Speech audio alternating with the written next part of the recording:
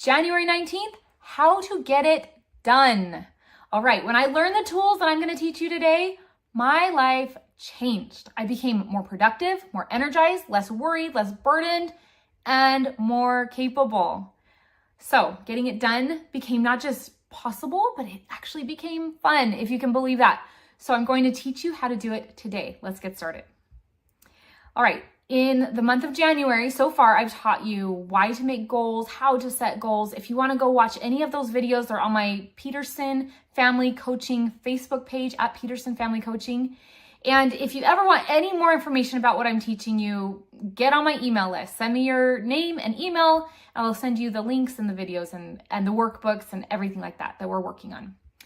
All right, so I'm going to suggest a thought for you while we get started that might get you through any goal hurdles or burdens or hesitations that you might have.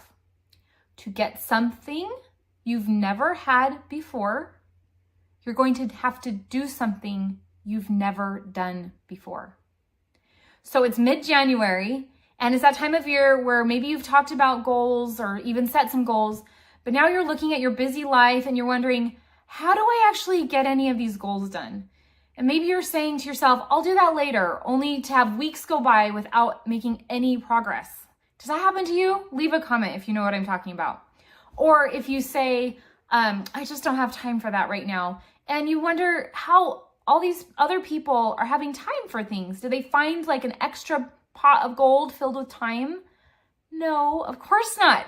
We all have the same amount of time.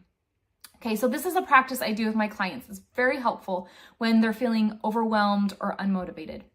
Pick only one goal. Let's say you have a whole list, or maybe you have a list of 5, pick one. Don't worry about the other goals that you want to get to. We're just going to put them away for right now, okay? We're just going to focus on one.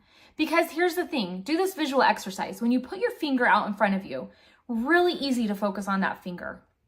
But when you try and focus on everything else in the room plus your finger at the same time, much more difficult. And it's the same way with our goals or any new habits we're trying to instill. Okay, so you've picked one of your goals. Let's say it's getting in shape. Pretty common goal for this time of year.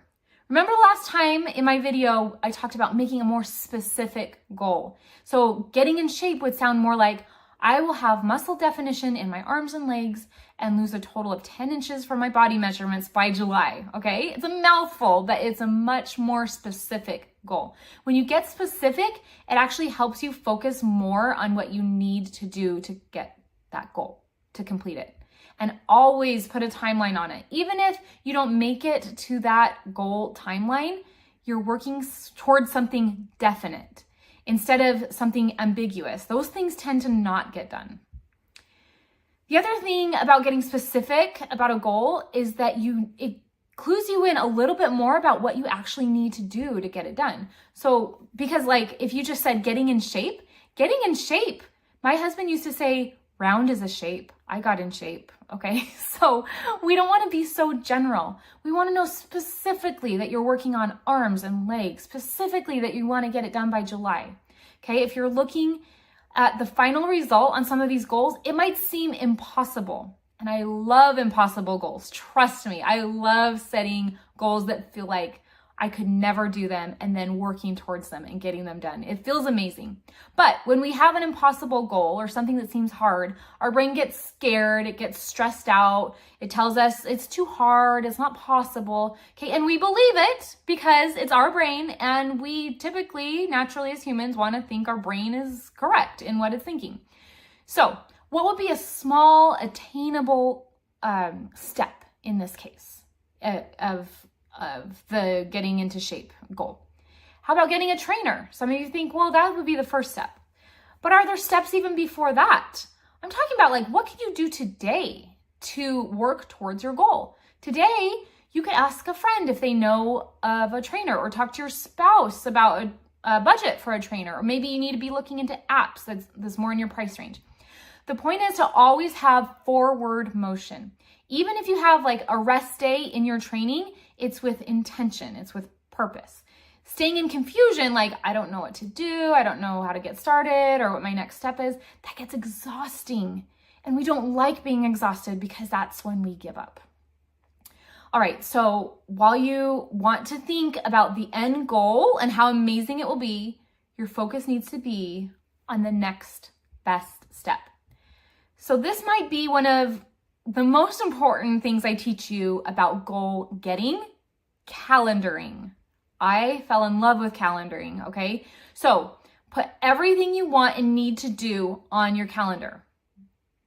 That's it. Now, I know a lot of you are into your to-do lists, and I used to keep a very long running to-do list for many, many years, but calendaring has really changed everything for me. A lot of you only calendar like important things like a doctor's appointment or something like that. And why does that work for you? Why do you end up going to the doctor? Because it's on your calendar. Because you keep appointments with important people. But guess what? You are an important person. You are going to learn how to make appointments with yourself and keep those appointments with yourself.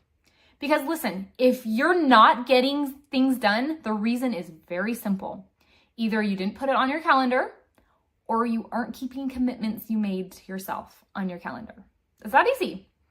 So you need to literally put on your calendar at a specific time and day, figure out a budget for a trainer, or call 3 people to get referrals for a trainer. If it's on the calendar, it's as good as done, and you don't need to worry about it anymore. It feels so amazing. Your brain is freed up so you can think about other things.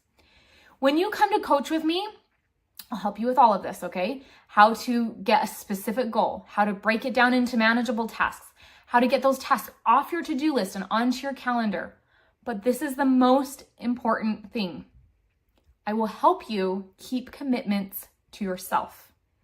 Because you know when you're working on a goal and it's something you don't want to do because it's hard or it's new or it's boring or you'd rather do something else, you need to learn how to handle all of those emotions that come up so you can allow yourself to still move forward.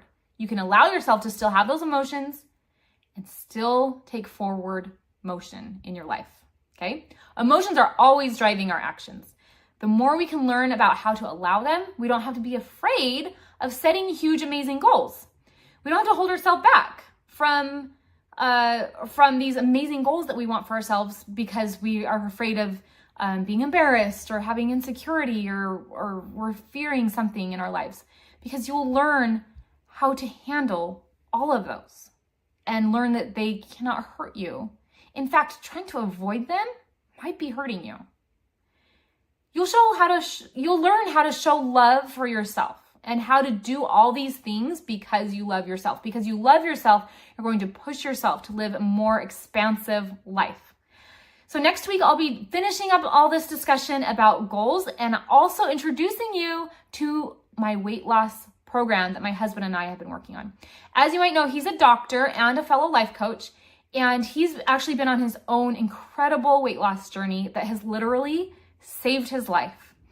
So again, if you want any more information about these videos, the worksheets I'm talking about, or coaching, just leave me your name and email and I can make sure you get all of that information, plus all the information about Weight Loss February that we're going to have. And remember, to get something done that you've never done before, you're going to have to do something that you've never done before.